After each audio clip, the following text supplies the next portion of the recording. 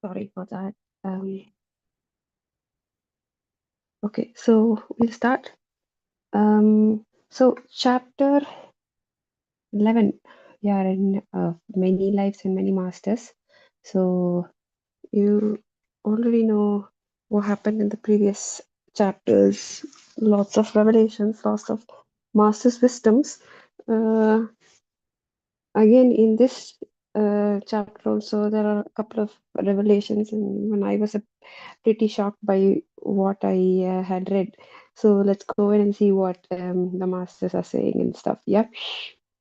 So yeah, for first bit, when the chapter starts, what happened is Dr. Weiss he talks about suddenly waking up at 3 o'clock in the morning, and suddenly he gets a reminder of Catherine. Okay, about Catherine, he gets a vision where Catherine is suffering from so much of pain, and somehow he's seeing all this and he's trying to like calm Catherine down.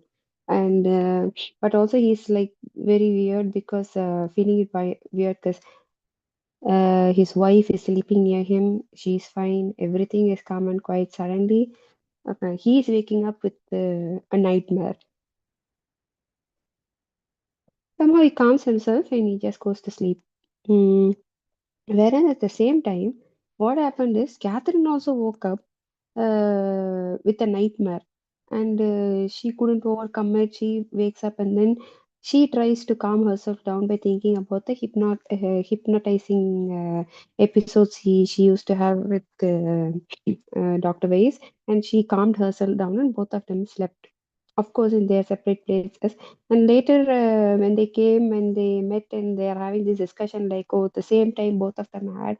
Of course, both of them were shocked, especially doctor. The doctor was shocked because uh, this means that both of them have become so. At first, of course, only Catherine was psychic. Now, even the doctor has started to become a bit psychic, and apparently, both of them had a telepathic connection. So this kind of shocked the doctor. Actually, when I read, even I felt shocked because I felt like I got reminded of times when suddenly sometimes we think about our loved ones, and that very next minute you will see a message from them on WhatsApp, or sometimes you'll have a call from them, or something very significant usually happens when we sometimes we suddenly think about our loved ones and this happens.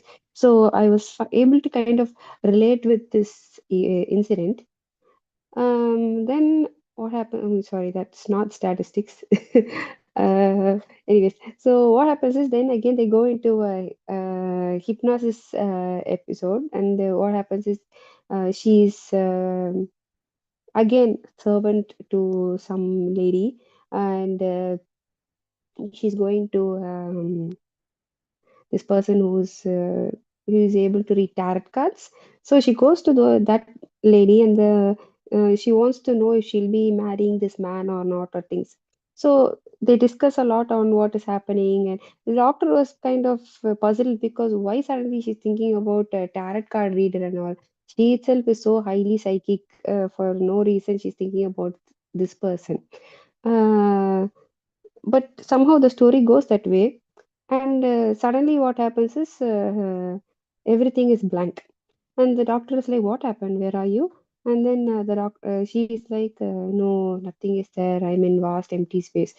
So it's very weird because now the doctor has understood she's not just she doesn't have to face her death to go into that spiritual world. She's able to go to the spiritual world without going through that painful phase also. So this time she goes in the spiritual world, and now she's like standing there and watching. So and she describes this place as, I can see a lot of jewels.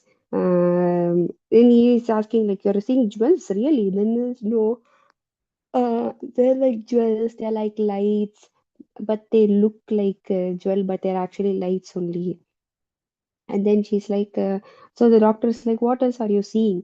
So, and she's like, no, I can only see some words and thoughts that are flying around. It's about coexistence and harmony, the balance of things. He was like, okay, is this what you're seeing and things like that. Then suddenly what happens is, so actually he's like, yeah, coexistence is important and things like that. So the doctor and Catherine have a discussion when suddenly another voice is heard, and apparently the poet master has come. The master comes and he's like, yes, everything must be balanced. Nature is balanced. The beasts live in harmony. Humans have not learned to do that. They continue to destroy themselves. There is no harmony, no plan to what they do. It's so different in nature. Nature is balanced. Nature is energy and life and restorations. And human just destroy. They destroy nature, they destroy other humans, they will eventually destroy themselves. Honestly, of course, the doctor was very much shocked when he heard what the the poet master has said. But obviously, if you think back, even I'm sure I was definitely shocked. I'm pretty sure you also will be shocked when you actually hear the fact that the one of the masters have clearly said our earth is actually going to be destroyed and the people who are going to destroy is us. And apparently the beast, nature, everybody lives in harmony except us. Mm. With the world constantly in chaos and turmoil, I hope this would not be soon. That was what doctor was thinking, and the doctor was like, when will this happen? It will happen sooner than they think. Nature will survive, plants will survive, but we will not. Can we do anything to prevent that destruction? No, everything must be balanced. Will this destruction happen in our lifetime? Can we avert it? It will not happen in our lifetime. We will be on another plane, another dimension when it happens, but we will see it. As in, we will see it as in the masters will be able to see the destruction that is happening. Uh, is there no way of teaching humankind? I kept looking for a way out, for some possibility. Um, the master was like, it will be done on another level. We will learn from that. Uh, so this kind of makes the doctor happier. It's like, well, then our souls progress in different places. Yes, we will no longer be here as we know it. We will see it. Yes.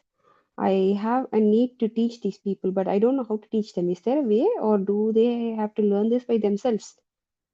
So the master is like, you cannot reach everyone. In order to stop the destruction, you must reach everyone, but you cannot.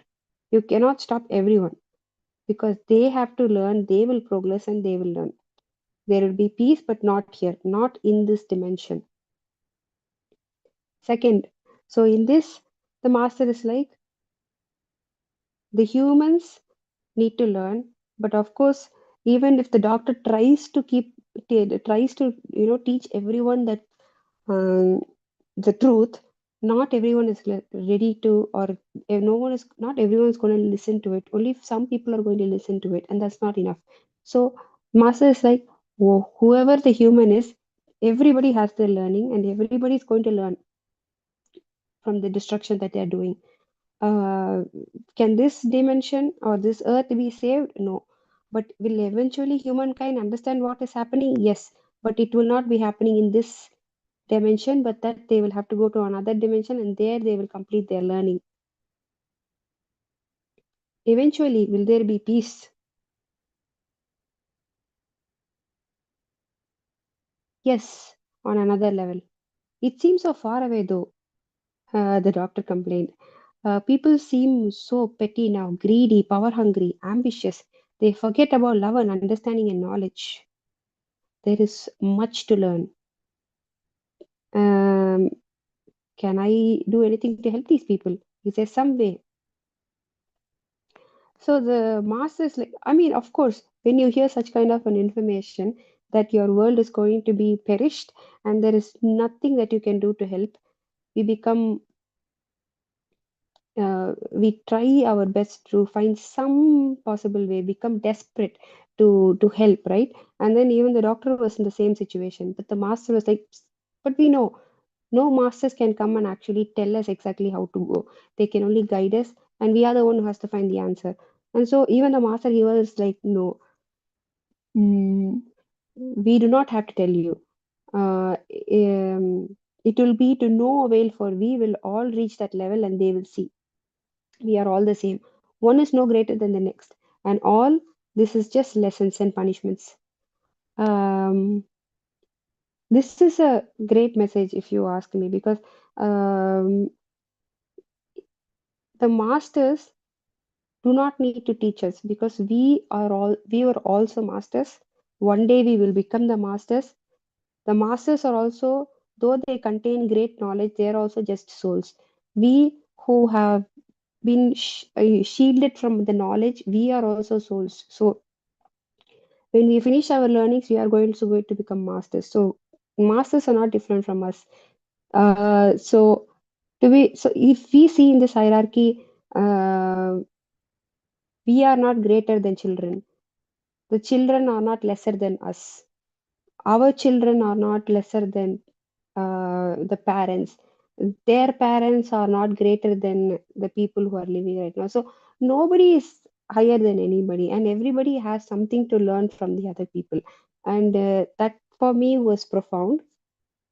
Um, so after this information, the master left, and Catherine also became silent. To be very honest, I'm pretty sure the doctor had a great lesson, and he was very much overwhelmed. Then what happened is, the voices were gone, the jewels, the lights were gone. So when the light was gone itself, the doctor came to know the masters have left. And then something happened, and one spirit came and kept looking at Catherine. So that person was supposed to be Edward. So the doctor keeps asking, like, do you know this face? Does it look familiar to you? But apparently, when you are in the soul form, you don't have a face. So Catherine is like, it's not like there is a face and all. There is a light, and I can feel who it is, and I know it is Edward. Apparently, Edward was a person who died 1 year back, and was known to Catherine. So then Edward just came, and he was just hovering around, and as a soul, he was just looking at Catherine. So the doctor was like, do you have any idea why he was looking at you? So Catherine is like, no, he just came to see if I was doing well. He wanted to know that I was fine. And after he knew that everything was okay, and that I was faring well, he left. Which is again very weird, because if you see, for the doctor, he was like, oh, when we were kids, they said guardian angels are there. They're always there to look at us. They're always there to take care of us. Even though we think that we are alone, there are always angels around us who make sure that we are fine. And, they're always there to help us. So for the doctor, the coming and going of Edward felt like an actual guardian angel who actually came to make sure that he was all right. So going forward, what happens is this session gets over, and then there is the doctor's wife's mother. So the doctor's wife's name is Carol. Carol's mother was apparently not well, and she was in hospital for 3 4 years. She's been battling cancer, and they have come to the last final stages. And in a couple of weeks, she was sure to pass away. So what happens is, they keep going to the hospital, and she's in terrible pain, and she's not able to handle it. So what happens is, the doctor starts telling this information about multiple lives, and the fact that you're not actually going to die, but then it's just a passing, and then you'll again be back into the soul is eternal, and all this information. Slowly he starts selling it to uh, Carol's mother. And for some reason, Carol's mother, she's a woman who's not this kind, who's not somebody who just listens to all this and like, yeah, it's amazing information, I believe in souls and such. It's a kind of the actual, like a normal human being who's living a normal life, that kind of a woman. Somehow in the deathbed, she was ready to accept all of this. I don't know if he says that she accepts. I really don't know. She was able to understand the soul purpose, or she got some sort of a master's wisdom, or it's just that in that bed she was in a position to listen to everything. I don't know.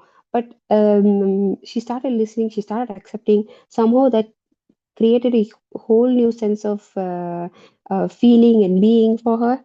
And somehow he did keep doing this to her, and somehow in the last phases of her life, so that night she started having severe pain, and everyone knew that she was going to die.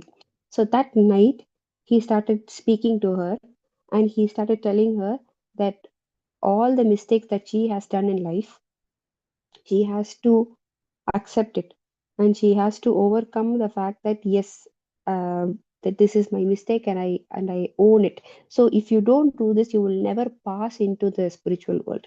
So the entire night, so from the night till morning, around 3 o'clock till early morning, she was in that state, and early morning only she passed away. And um, and the passing also was a very peaceful one. That's what the doctor is saying. So he was like, uh, they felt a huge sense of relief because they felt that they were able to help a soul go pass into the next life peacefully without any regrets and remorse. And also, the doctor found a higher purpose now, because now he just not only helps people overcome pain and suffering, but he was also able to process the grief and bereavement and help the people who are going to die, help them in good passing. And for the people who have lost their loved ones, help them to gain like a new perspective and overcome this painful existence.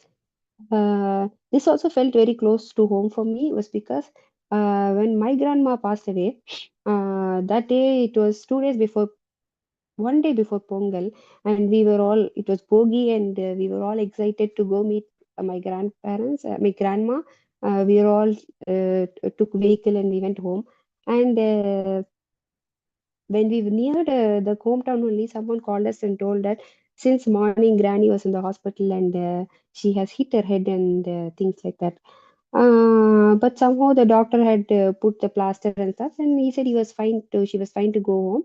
And when we came home, in another within 1 hour, my granny also came home, uh, and we were very happy. We spoke. She did she didn't speak very well. We thought it was because she was tired, but if you see through the night, she was not able to sleep. She was not even able to move herself. She also had a huge plaster in her leg. So if we tried to make her sleep, she would get up. If she tried to make her sleep, she would get up. So what happened is we stacked like 4 5 pillows behind her back, and we made her sit. And I sat on one side, and my chitapa sat on the other side, and we sat with her the entire night. So we were sitting and sleeping with her. Uh, and she was groaning in pain the entire night. If you see, she was groaning in pain. Um, at that time, I just thought it was pain, and then maybe in one day, the next day morning, she will become fine. But the truth is, the next day morning, when she became fine and she was quietly sleeping, or her breath had quietened down and everything, we thought her pain had come down. But the truth was, it was not that. She has finished with her life, and she was going to pass into the next thing. And I don't know. I understand that whether she was in a lot of pain, but there was also this crossover, and maybe she was actually in the process of fighting with herself and coming to terms with whatever the mistakes that she has done. And once all that was over, on Matu Pongal, the second day of Pongal, sorry, uh, Pongal evening, actually, not Matu Pongal, yeah, Pongal evening, she passed away after spending the Pongal day with us. So, yeah, this is exactly how it happened. So, kind of felt very touched, I think. I don't know how to put it though. Yeah. So yeah, I mean that's it with today's episode chapter. Sorry. You have anything to say? Yeah, can go ahead. Thank you.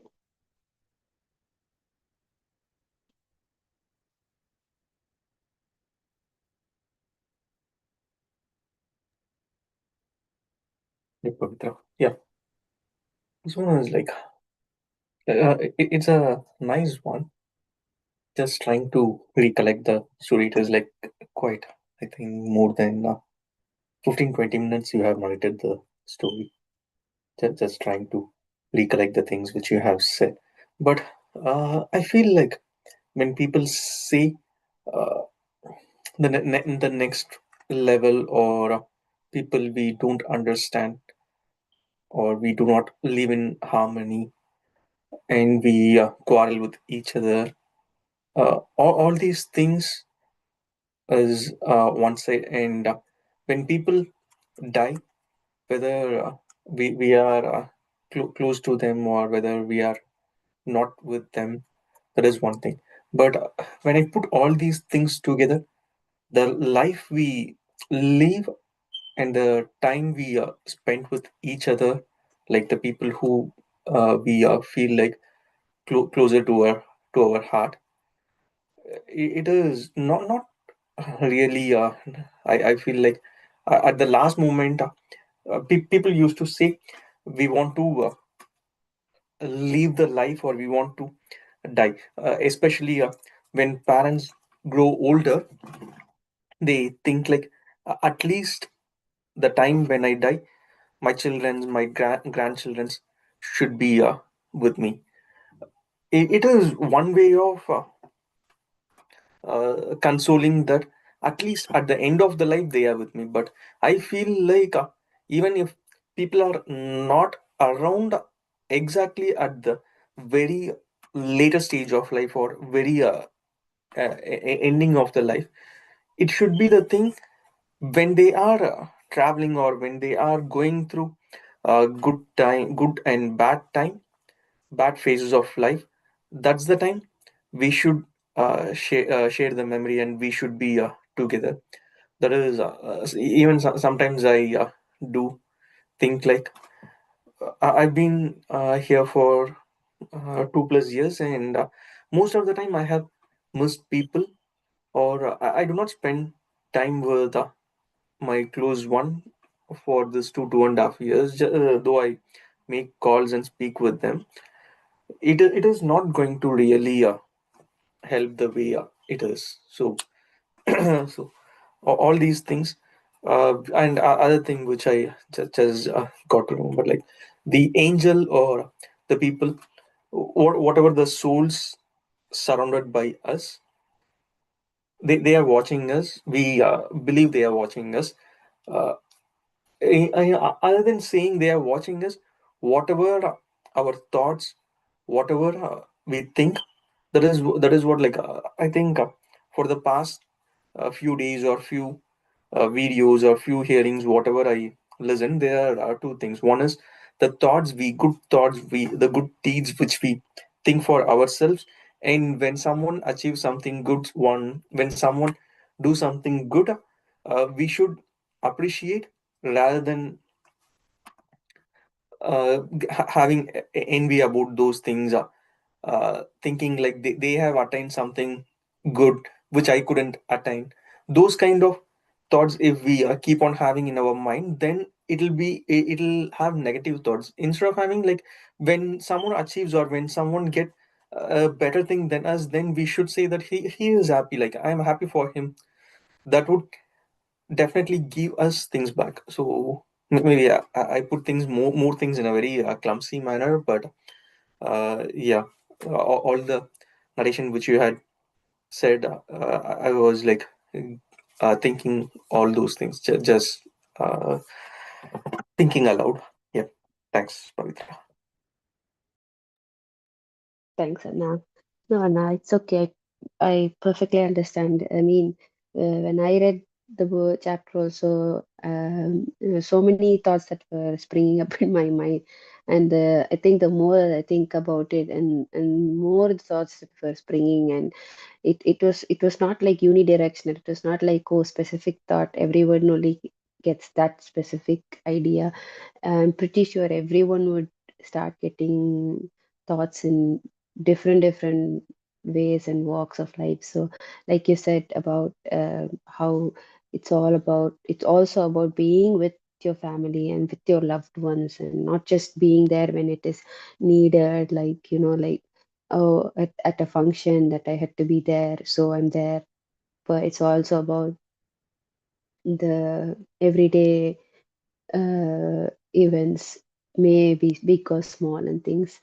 Um, but yeah, I mean, of course, sometimes we are also at places because we have to be, or we were meant to be, I guess. Um, I don't know. It's a very skeptical point because the reason they are called your loved ones is because you love them, but then we are also in an unfortunate situation where we can't be with them. So yeah, uh, it's a food for thought. So I'm just gonna not, just gonna leave it there. Yes, and also, God, you said something else. Now, from what you said, I started thinking about so many other things. I'm a bit confused. Yeah, I'm sorry. that's good. Uh, but yes, thank you so much. Thank you. Thank you.